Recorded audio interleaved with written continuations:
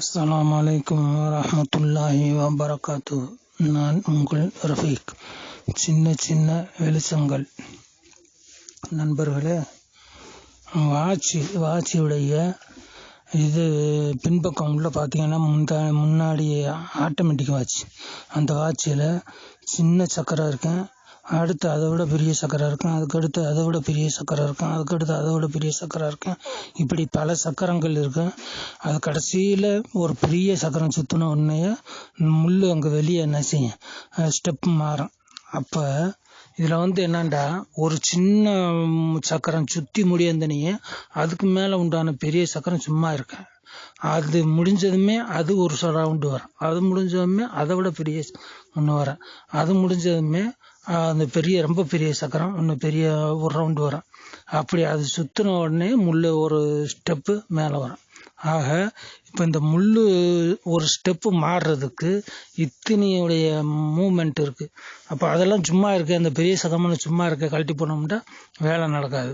ஒவ்வொன்றுக்கும் ஒவ்வொரு வேலை இருக்குது இல்லையா. சின்ன சக்கரம் அதிகமாக சுற்றுது, அது ஒரு தடவை சுற்றி வந்தோமே பெரிய சக்கரம் லேசாக சுற்றுது, அதுக்கடுத்து பெருசு அது ஒன்று சுற்றி முடிந்தனே ஒன்று சும்மா இருக்கும் இல்லையா. ஆக எல்லாத்துக்கும் அந்த முள்ளுடைய மாற்றத்துக்கு எல்லா சக்கரத்துக்குமே பங்கு இருக்குது இல்லையா.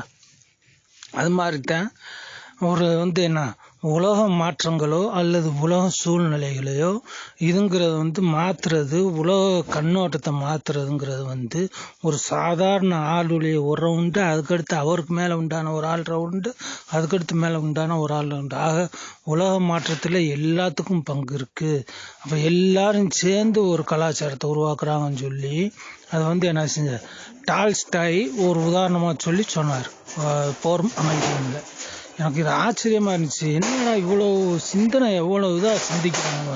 ஒரு சாதாரண ஆளாக இருந்தாலும் சரி, அதுக்கு மேலே உண்டான பெரிய ஆளாக இருந்தாலும் சரி, எல்லாருடைய உலக மாற்றத்தில் எல்லாருக்கும் பங்கு இருக்குது அப்படின்னு சொல்லி அவர் சொல்கிறார். பெரிய சிந்தனையாக தெரிஞ்சு எனக்கு. அதுக்கு பிறகு நேற்று பார்க்குறேன், இந்த டால்ஸ்டாய் எழுதி 100 வருஷம் ஆகுது. அதுக்கு முன்னாடி யார் அவர் பேர் என்ன, இது மௌலானா ரூமி ரஹ்மத்துல்லாஹி எத்தனை நூற்றுக்கணக்கான வருஷத்துக்கு முன்னாடி எழுதுனது பாருங்க. தலை அசைகிறது காலுக்கு தெரியாது, கால் அசைகிறது தலைக்கு தெரியாது. ஆனால் அதை பற்றி ரெண்டுமே தெரிஞ்சுக்கிறது இல்லை. தலை காலை பார்த்தாலும் கால் தலையை பார்க்குதா, எதுவும் இல்லை, எதையும் கவலை இல்லை. ஆனால் எல்லாம் ரெண்டும் சேர்ந்து அசைகிறதுனால உன்னுடைய உடம்பு அசையுது. அதன் மாதிரி நீ ஏதாவது ஒன்று அசைந்து செஞ்சுக்கிட்டேன்றா அது என்ன செய்யும், உலக மாற்றத்துக்கு வழிவகுக்கும்னு சொல்லி மௌலானா ரூமி ரஹ்மத்துல்லாஹி ரொம்ப வருஷத்துக்கு முன்னாடி சொல்லியிருக்கான். ஆச்சரியமாக இருந்துச்சு. அப்போ ஒவ்வொரு ஆளும் அடுத்தவங்களை பற்றி கவலைப்படாமல் நம்மளால் முடிஞ்ச காரியங்கள் என்ன செய்ய முடியுமோ அதை செய்யணும்னு சொல்லி இன்னொரு புக்கில் படிச்சாவும் இருக்குது. ஒவ்வொரு ஆளுக்கும் ஒவ்வொரு பங்கு இருக்குது. அதான் படித்த மூலியமா ஜனங்களுக்கு என்ன நல்ல காரியங்களை சொல்ல முடியுமோ அந்த விஷயங்களை அவர் சொல்லணும், செய்யணும்.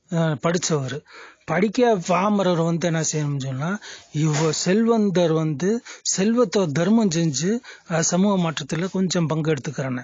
அதே மாதிரி ஏழை ஏழையால் ஒன்றும் செய்ய முடியாது, படிக்க முடியாது. அவர் என்ன செய்யணும், துவா செய்யணும்.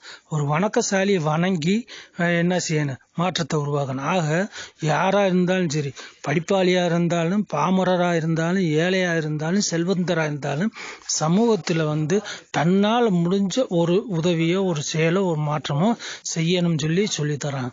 ரசூலுல்லாஹ்வுடைய ஹதீஸ் ஒன்று ஞாபகத்துக்கு வருது. மல்லம் யஹ்தமு பி அம்ரில் முஸ்லிமீன ஃபஹுவ லைஸ